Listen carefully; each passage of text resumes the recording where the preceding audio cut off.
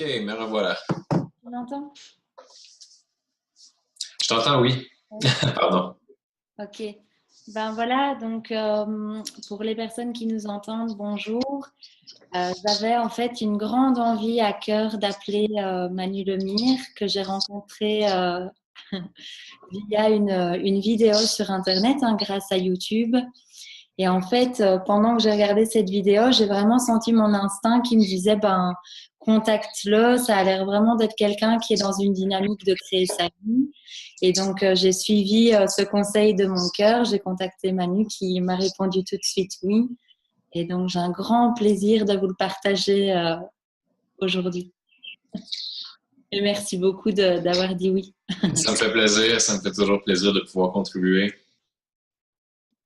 Donc, le but, en fait, ce qui est comique, c'est que puisque j'ai suivi mon instinct, à la base, je ne connaissais pas, j'étais en train de te découvrir.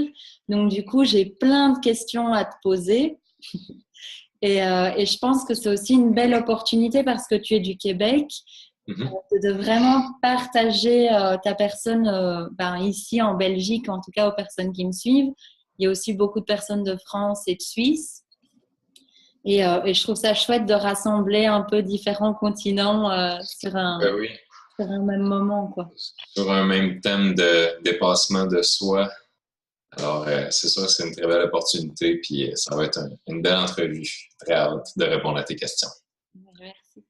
Donc, ben, la toute première, je pense, c'est vraiment qui es-tu? Aussi simple que ça. Écoute, j'ai 25 ans. Je suis quelqu'un qui consacre maintenant depuis quelques années sa vie à trouver les moyens d'aider le maximum de personnes à effectuer des changements réels dans leur vie pour augmenter leur niveau de bonheur, de succès, de sensation de liberté, de reprise de pouvoir sur leur vie pour choisir au lieu de subir. C'est principalement ça qui je suis, je te dirais. Génial.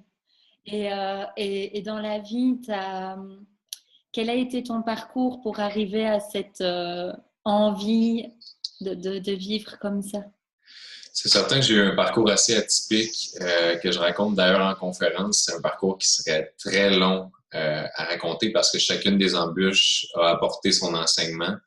Mais principalement, c'est je pense, des classiques un peu du scénario type de la personne qui n'a pas eu les choses idéales pour commencer sa vie, comme un père qui était violent, une situation d'extrême pauvreté, de multiples déménagements, du rejet à l'école, de l'intimidation, du taxage, tout ce qu'on peut imaginer pour faire en sorte qu'on part dans la mauvaise direction dans la vie, mais que finalement, avec tous ces enseignements-là, on peut choisir soit de devenir une victime ou d'utiliser ces pierres-là pour construire un monument.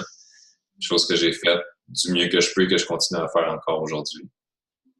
Ok, super. Moi, dans ces cas-là, je parle souvent de réveil. Mm-hmm. Vraiment se réveiller. J'aime bien rigoler en imaginant qu'on est venu sur Terre pour faire quelque chose, comme si on voyait un témoin qui clignote et que tout le monde là-haut, on a dit d'accord, vas-y. Et la seule chose, c'est rappelle-toi que quand on va te faire vivre ces atroces choses, tu es venu pour proposer des solutions à ça. Mm-hmm. Et c'est vrai que les embûches comme ça qu'on vit, ben, c'est vrai qu'on a deux choix, c'est victime ou tiens, se réveiller, je suis venue pour expliquer que c'est pas la vérité. Exact. Juste pour essayer d'aider les gens C'est parce qu'il y a deux attitudes à avoir par rapport à tout problème. L'attitude des raisons, des excuses, l'attitude des comment, des solutions. Parce que il y a toujours, à chaque problème, il y a toujours une raison au problème, mais il y a toujours une solution au problème. Chaque temps que tu passes dans la raison, dans la justification, tu ne le passes pas dans la construction de nouvelles formules, de nouvelles méthodes qui vont te permettre de passer au prochain niveau. Fait que je pense que c'est ça aussi qu'on est venu partager aux gens, c'est d'essayer de reprendre principalement le contrôle, de se réveiller avant qu'il soit trop tard pour juste assumer l'importance du rôle qu'ils ont à jouer dans leur propre changement. Au lieu d'attendre que la vie s'occupe enfin de leur libérer l'esprit, les situations, je pense qu'il faut qu'ils se responsabilisent. Ouais, c'est vrai que quand les personnes, enfin même nous, quand on a vécu des challenges, de se demander pourquoi ça m'arrive, c'est un petit peu comme mettre le frein à main à la voiture. au lieu d'avancer. Mhm. Et c'est vrai que c'est beaucoup plus productif que de regarder devant soi et ce qu'on a envie vraiment. Ok, super. Super. Et donc là, actuellement, dans ta vie professionnelle, quel est on va dire, ton métier? Qu'est-ce que tu fais? OK. Professionnellement, je fais des tournées de conférences un peu partout à travers la francophonie mondiale pour partager un message. La conférence que je tourne en ce moment, c'est une conférence qui est humoristique à 200% et inspirante à la fois, basée sur des expériences de vie, sur la manière où j'ai tourné la défaveur en chance, des fois où j'ai euh, à avoir le déclic à temps. Puis au fond, j'essaie de partager aux gens peut-être non pas une vérité, parce que moi, j'ai aucunement la vérité, j'ai pas cette prétention-là de supposer que je m'en sors mieux ou quoi que ce soit. Je fais juste prendre ce que j'ai vécu, la misère dans laquelle j'étais, et me dire, il a vraiment fallu que je fasse des choses concrètes pour m'en sortir. Donc, je partage ces choses-là. Et si ça peut aider, tant mieux, sinon tant pis. Mais j'aurais pas traîné quelqu'un de force en me disant, viens, je vais changer ta vie, parce que ça, c'est pas mon rôle. Je fais juste partager à travers mes conférences. Fait que ça, c'est un aspect de la vie professionnelle. Sinon, je fais du coaching en individuel, en ligne, pour des personnes de partout dans le monde, encore une fois, qui veulent débloquer une situation précise de leur vie. J'ai également des camps de ressourcement où est-ce qu'on peut assister des journées complètes en nature dans lesquelles on va vraiment aller faire des exercices d'introspection, beaucoup de travail sur soi pour repartir grandi. Aussi des programmes de coaching en ligne, des groupes de coaching privés. J'ai mon site web aussi qui génère différentes sources de revenus selon les programmes que je lance, des entrevues de radio, des choses comme ça. Fait que, il y a un projet de livre aussi en ce moment. Mon livre qui va voir le jour en septembre prochain.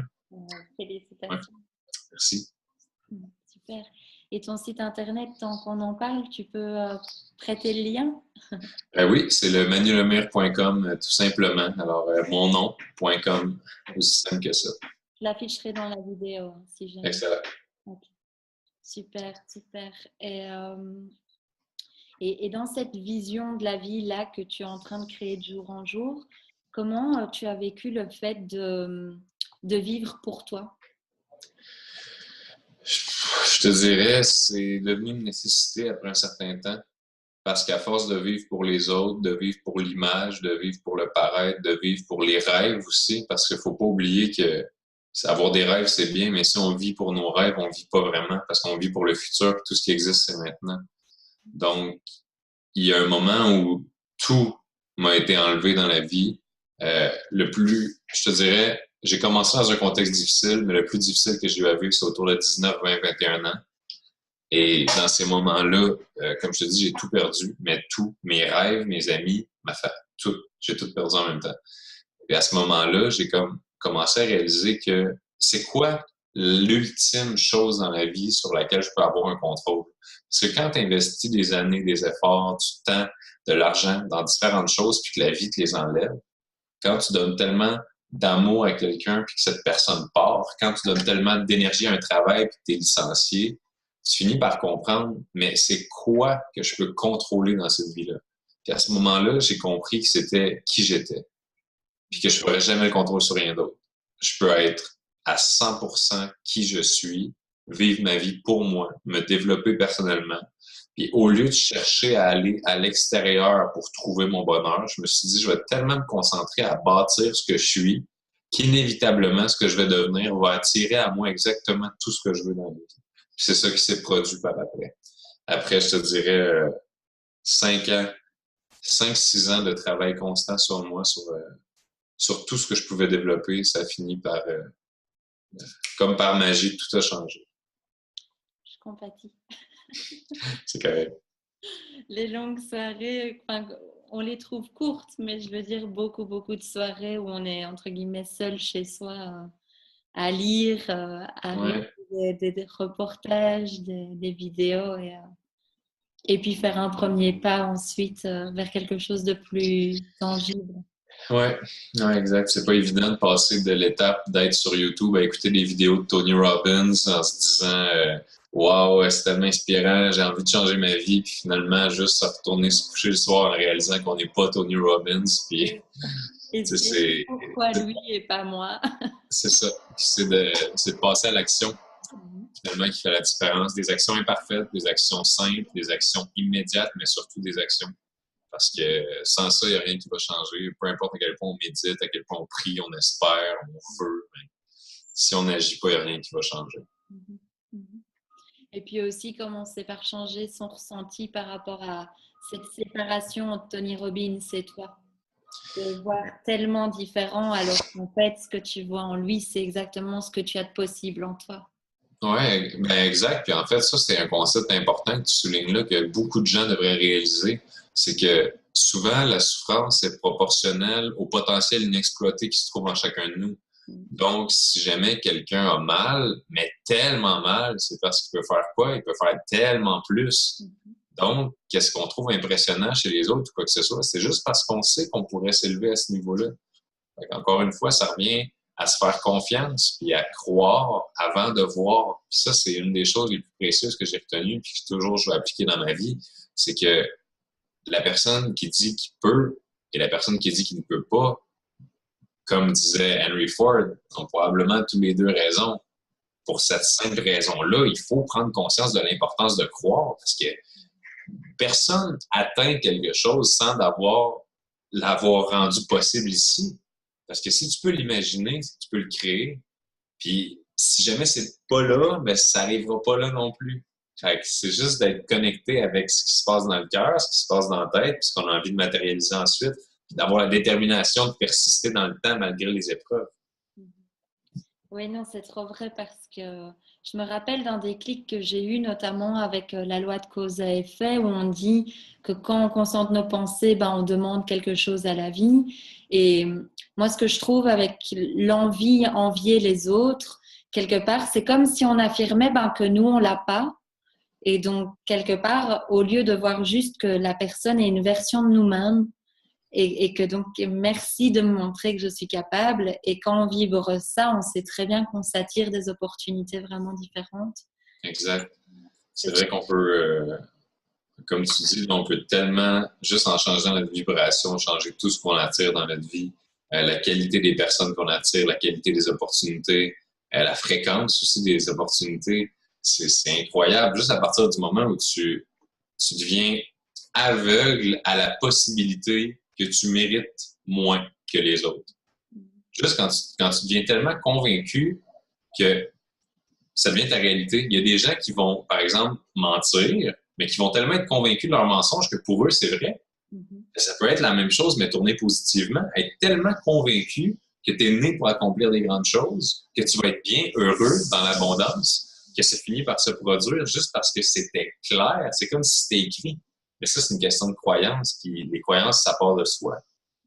Les gens ont le choix, ultimement. C'est ça qu'il faut qu'ils comprennent. C'est qu'ils ont le choix de bâtir tout ça. Il faut juste qu'ils se mettent en action.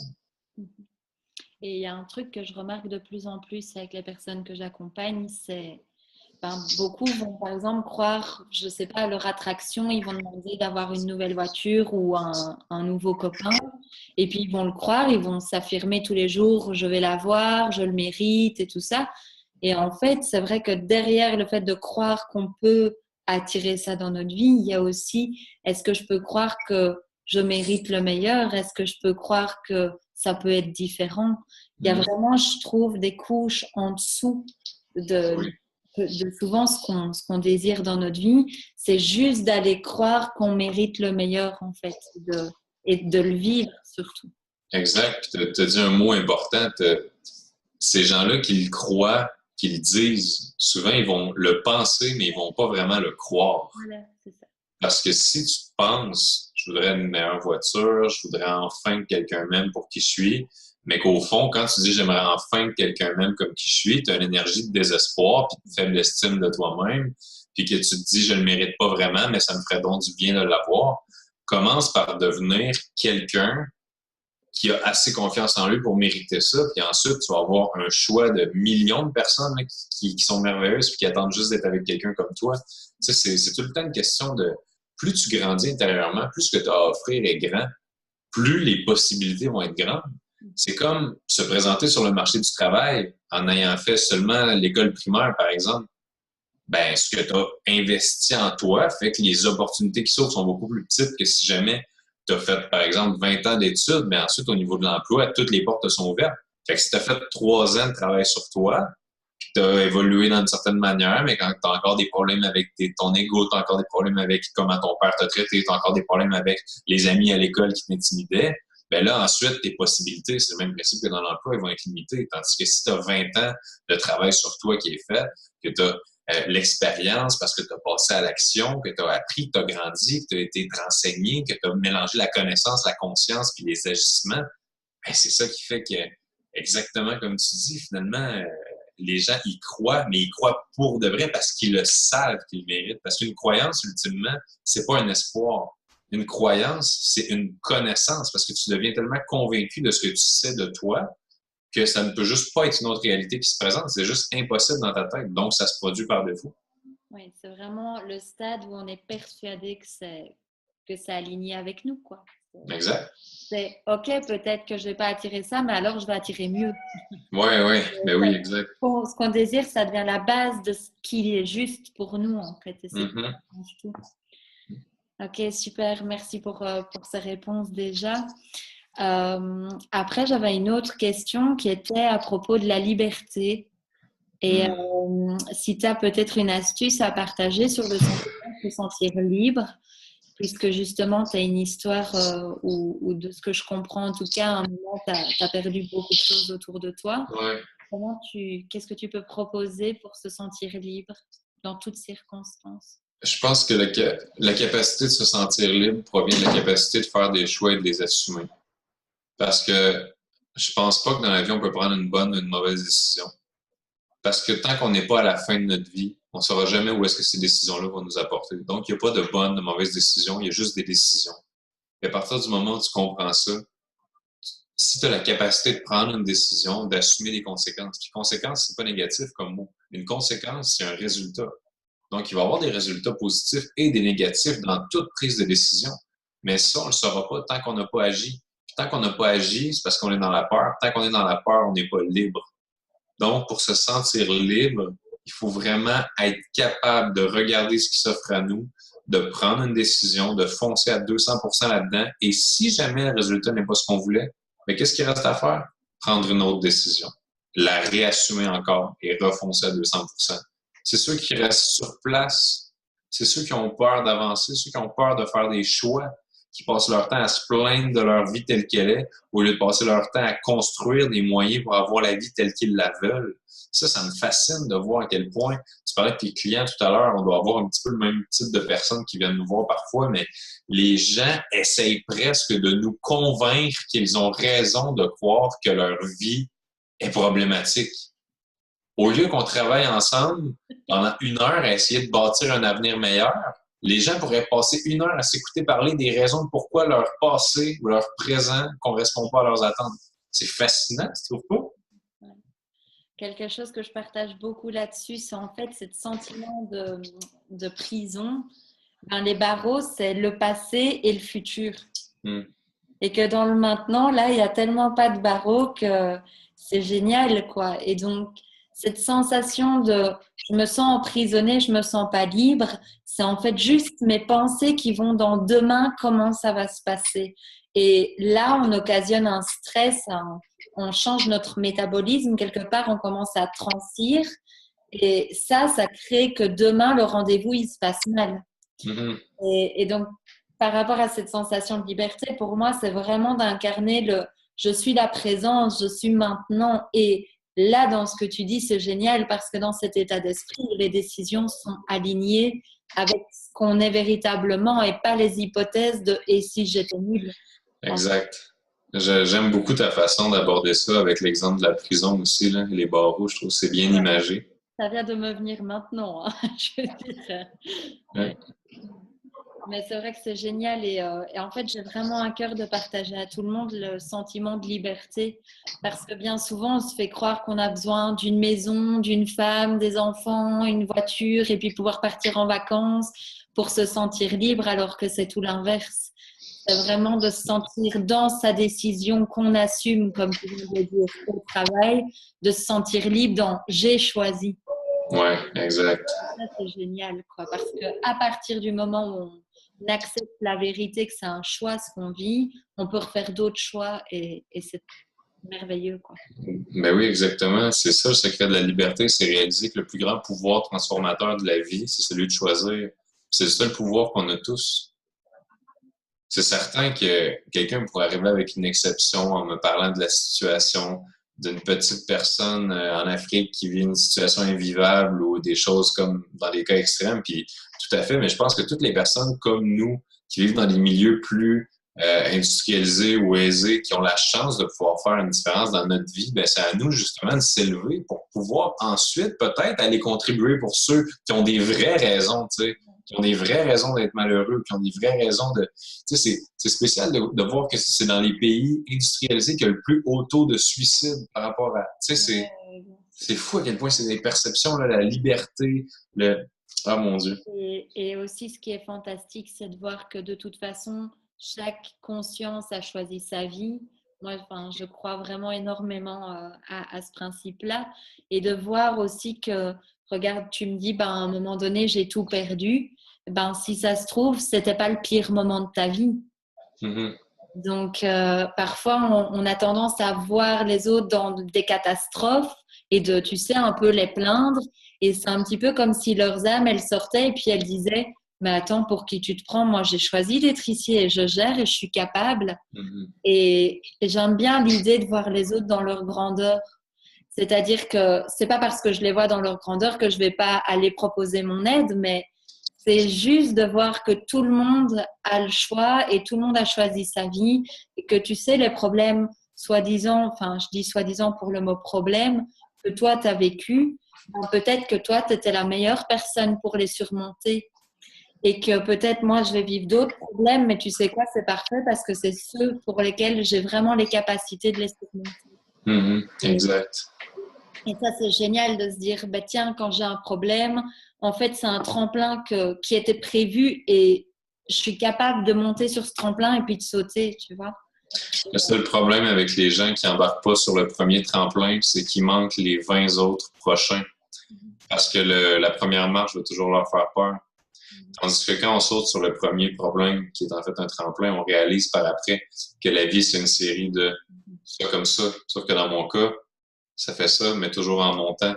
Oui, c'est Parce ça. que j'élève mon niveau de conscience à travers ça, j'élève mes perceptions des choses, je réussis à être de plus en plus aligné avec mon cœur, avec ce que je veux vraiment dans la vie.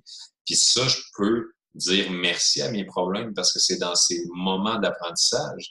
C'est le même principe qu'un muscle ne sera jamais amené à devenir plus fort sans vivre une situation qui le challenge assez pour qu'il envoie un signal au cerveau qui dit tu dois devenir plus fort. Fait que quand les gens essayer d'éviter leurs problèmes, essayer de nier leurs problèmes ou fuir ou trouver des engourdissements quelconques qui vont leur faire éviter la souffrance, ben, ils perdent une très belle occasion de devenir une meilleure version d'eux-mêmes. De se faire le muscle. Exact. Ah oui. Mais écoute, c'est génial, ça m'amène tout naturellement à une question que j'avais qui était, quelle a été ta plus grosse prise de conscience dans justement cette idée que tu es le créateur de ta vie? Ben, ça a été justement celle-ci. De la journée où j'ai réalisé que j'avais le pouvoir de choisir ma vie, là, tout a changé. Je me regardais les mains, puis je réalisais tout le pouvoir qu'il y avait là-dedans. Là. Puis je me disais, c'est pas quelqu'un qui va décider si je suis triste ou pas. C'est pas un événement qui va faire si j'abandonne ou pas. C'est pas un système d'éducation ou un système social ou religieux qui va faire en sorte que je vais croire en quelque chose ou pas. J'ai compris que j'avais tellement plus de pouvoir que ce que je pouvais imaginer. Là. Puis ce jour-là, j'ai compris en même temps que je l'avais, que tout le monde l'avait. Fait que ça a été ça ma plus grande prise de conscience, le pouvoir du choix. Qui est tout à fait à l'intérieur de toi et pas par ton extérieur, quoi. Exact. Jamais rien va pouvoir m'enlever ça. Peu importe. Jamais. Jamais rien. Ni personne. C'est génial. Et pour les personnes qui nous écoutent, est-ce que tu as un conseil pratique un petit Ouais. peu? Ouais. Ben, je dirais la première étape pour avoir une belle vie, c'est d'être honnête. D'être? Honnête. D'accord. Donc, pour toutes les personnes qui parfois doutent de dire la vérité aux autres, mais surtout à eux-mêmes, avoir l'honnêteté de se dire et de dire les vraies choses pour faire en sorte qu'à partir d'une vraie situation, on puisse passer à l'action. Parce que si jamais tu as un lion dans ton jardin et que tu te dis, mais non, c'est un chat, et que tu sors dans ton jardin, la réalité va te rattraper assez vite et t'arracher un bras et une jambe. Tandis que si tu dis, oh mon Dieu, il y a vraiment un lion dans ma cour, tu vas appeler des personnes pour t'aider, tu vas prendre les précautions nécessaires, tu vas engendrer des actions qui sont beaucoup plus en lien avec la prévention d'un lion que la prévention d'un chat. Mais tant que les gens sont pas honnêtes avec eux, tant que les gens sont pas honnêtes par rapport à leur situation financière, par rapport à leur relation de couple, par rapport à leur situation familiale, par rapport à leur poids, à leur santé, à leur alimentation, à leurs décisions, à leur entourage, à leurs amis, tant que les gens vont pas se dire la vérité, pourront pas changer quelque chose. Parce que t'adaptes pas ta vie de la même manière selon le type de problème. Fait que si tu nies une partie du problème, tes solutions seront pas à 100% adaptées. Tandis que quand tu es 100% honnête avec toi-même, tu peux trouver une solution 100% adaptée. Si jamais t'es pas bien dans ton couple et que tu sais très bien que la personne et toi, vous êtes pas faits pour être ensemble, mais que tu t'accroches parce que tu nies que le problème, c'est que vous êtes différents. Vous n'avez pas les mêmes valeurs. Mais toi, tu crois que le problème, c'est parce que vous vous entendez pas sur, disons, le ménage ou l'entretien de la maison, quoi que ce soit. Puis là, tu camoufles un peu le problème en disant, ah oui, mais tu sais, si jamais on s'adaptait, on distribuait mieux les tâches, peut-être que non. Tu vas peut-être mieux distribuer les tâches, mais tu régleras pas ton problème de couple parce que c'est pas ça le problème. Fait que je pense, un conseil, là, c'est vraiment arrêter de se raconter des histoires puis juste être 100% honnête avec soi. C'est le plus beau conseil que je peux donner. Oui, et dans ces périodes-là, souvent, il y a, par exemple, si on commence à être honnête, ah ben, c'est pas parce qu'il est bordélique, ben, il y a une tendance un petit peu au début qui dit, ah, mais alors c'est parce que il est pas très généreux. Et puis, ben, c'est vrai que c'est revenir vraiment à la vérité, quoi. Puis si jamais quelqu'un veut changer d'emploi et qui se dit, ah, je peux pas quitter mon emploi parce que j'aurais pas d'argent. Mais à partir de ce moment-là, tout ce que tu fais, c'est que tu viens de justifier ta situation parce que tu n'as pas été honnête envers toi. Si tu veux quitter ton emploi, est-ce que ça existe des gens qui changent d'emploi dans la vie? Levez la main, oui, ça existe. C'est possible.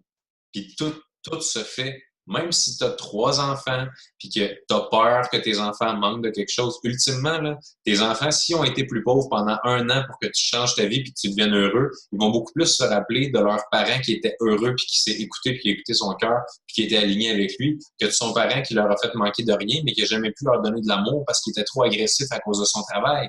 Les gens ont peur de se dire la vérité parce qu'ils ont peur de l'inconfort que crée le changement alors que c'est juste une période temporaire qui permet, tu sais, excuse-moi, je m'emporte presque, mais c'est parce que ça me fascine de voir à quel point la douleur existe dans la vie. Puis il faut pas la nier. Mais par contre, il y a des gens qui choisissent une douleur engourdissante dans un état constant au lieu d'une douleur intense et temporaire qui permet de s'élever vers une situation meilleure. Puis ça me fascine parce que les deux cas vont se faire souffrir. Tu penses que ça va être souffrant de changer de travail? Essaye de rester dans ton travail et voir à quel point tu vas souffrir. Puis ça me fascine. Il faudrait juste que les gens comme sautent dans le vide. Il faudrait qu'ils plongent, qu'ils osent, qu'ils se disent que c'est pas grave si jamais les choses se passent pas comme prévu, qu'ils osent aller de l'avant. En fait, c'est quelque chose que j'ai vraiment dans les tripes aussi parce que souvent on me dit oui, mais ça va demander du courage. Et souvent, moi, je l'ai vécu, la peur de quitter un emploi où c'est confortable, etc. Et puis en même temps, le grand désir du cœur d'être qui je suis et de créer des choses que j'ai vraiment envie. Mais mon Dieu, comment je veux transmettre que ça me demandait beaucoup plus de courage d'aller travailler tous les jours que de faire ce que je fais maintenant et de me construire par moi-même. Et c'est vrai que souvent, l'ego, il va essayer de nous protéger comme un petit enfant parce que voilà, lui, il a les souvenirs de l'enfance. Mais là, c'est bon, on est grand, on est adulte et on peut créer tellement de choses, quoi. Et c'est vrai que c'est un mythe de croire qu'il faut plus de courage de créer sa vie dans le bon sens que dans le mauvais sens, quoi. Exact. C'est une décision. J'espère que tout le monde qui écoute, je sais pas qui vous êtes, je sais pas vous êtes dans quel pays, mais j'espère que ce que vous retenez, c'est à quel point votre vie, c'est vos décisions, là. Excuse-moi de parler à tes auditeurs comme ça, là, mais il faut juste choisir, là. On a la vie qu'on choisit. Oui, mais moi, il m'est arrivé telle chose, j'avais pas choisi ça. Non, mais est-ce que tu peux choisir comment tu réagis? Oui, agis. C'est simple. Oui, et puis aussi, c'est vraiment de voir que là, ce qui arrive, c'est le résultat des vibrations qu'on a eues tout le mois dernier. Si on s'est levé en rouspétant tous les matins parce qu'on n'a pas envie d'aller travailler et qu'on est nul, etc., faut pas se plaindre d'avoir une mauvaise expérience. C'est jamais que l'expérience, c'est la naissance de nos pensées dans la matière, c'est rien d'autre. Donc, au lieu de voir ça comme une grosse catastrophe qui nous tombe dessus, on se retourne sur ce qu'on a pensé le mois dernier et on comprend quand même. Donc, c'est super important, quoi. Exact. Eh bien, écoute, merci beaucoup. J'avais une dernière question qui est quand est-ce qu'on te voit en Europe et en France et en Belgique? Écoute, ma dernière tournée, c'était en janvier dernier. Donc, possiblement, ça va être une fois par année. Je vais annoncer les dates. Ça risque d'être encore une fois. J'ai un automne assez chargé au Québec. Donc, si je peux passer, faire peut-être une, deux villes, j'aimerais faire peut-être Genève, Bruxelles, Paris. Dans l'idéal, mais ça reste à voir. Mais c'est certain que sur ma page Facebook, toutes ces informations-là vont être diffusées longuement à l'avance. Ok, génial. Et ben, écoute, moi, à partir du mois d'août, je déménage à Barcelone. Si j'y suis toujours, ben, on n'hésitera pas à garder contact et peut-être voir si tu peux passer à Barcelone. C'est clair? Ce serait génial. Ok, ben, écoute, je te remercie vraiment de ton temps. C'était super sympa de t'entendre et merci pour tous tes messages. Ça me fait très plaisir. Merci à toi pour ton temps. Merci de faire ce que tu fais, de contribuer à l'éveil collectif et de faire du bien aux gens. Merci. J'apprécie. Merci. Je te souhaite une merveilleuse fin d'après-midi parce que chez nous, c'est le soir, mais toi, tu as encore quelques heures. Exact. Eh ben, merci beaucoup. Merci. Bonne soirée. Bye bye.